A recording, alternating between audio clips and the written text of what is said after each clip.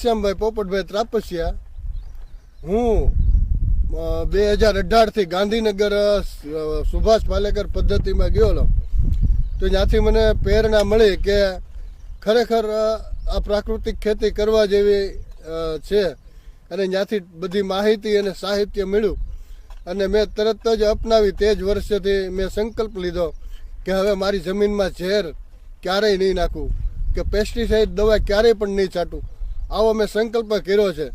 તો ત્યારથી તે આજ સુધી મેં ક્યારેય દવા કે ખાતર નાખ્યું જ નથી. અને ખરેખર પ્રાકૃતિક ખેતી કરવામાં ઘણા ફાયદાઓ છે. એક તો આપણી જમીન સારી થાય છે, પર્યાવરણ સારું થાય છે, તેમજ આપણું ઝેર મુક્ત જીવન એટલે કે આપણું જીવન પણ આપણું શરીર પણ નિરોગી બને છે.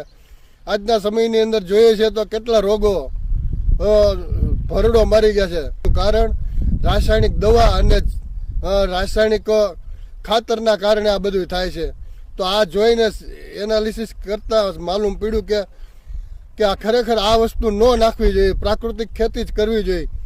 એટલે જ મેં પ્રાકૃતિક ખેતી અપનાવી અને પ્રાકૃતિક ખેતી 5 વર્ષથી કરું છું. અને એની અંદર હું કપાસ વાવું છું, સિંગ વાવું છું ચોમાસું, અને શિયાળામાં ઘઉં હોય, ચણા હોય, કઠોળ હોય, આવા બધા અલગ અલગ પાકોનું વાવેતર કરું છું.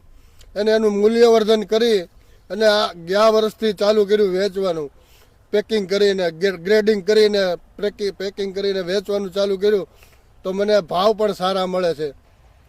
તો ખરેખર રાસાયણિક કરતાં પ્રાકૃતિકમાં ખર્ચો ઓછો લાગે છે, મહેનત પણ ઓછી થાય છે અને એના અવેજીમાં આપણને બધી રીતે ફાયદો થાય છે. એના કારણે પ્રાકૃતિક ખેતી કરવી ખૂબ સારી છે. એના બારામાં મને એક ગોપકાનું સર્ટિફિકેટ મળ્યું છે અને ગયા વર્ષે મેં ટેસ્ટ રિપોર્ટ કરાવ્યો ઘઉંનો, તો મારે 228 પ્રકારના જે ઘઉંની અંદર ઝેર આવે તે હાવ ઝેર મુક્ત થઈ ગયું મારું ખેતર. અને મારા ઘઉં પણ ઝેર મુક્ત આવ્યા છે એટલે એની ડિમાન્ડ બહુ સારી મળી છે.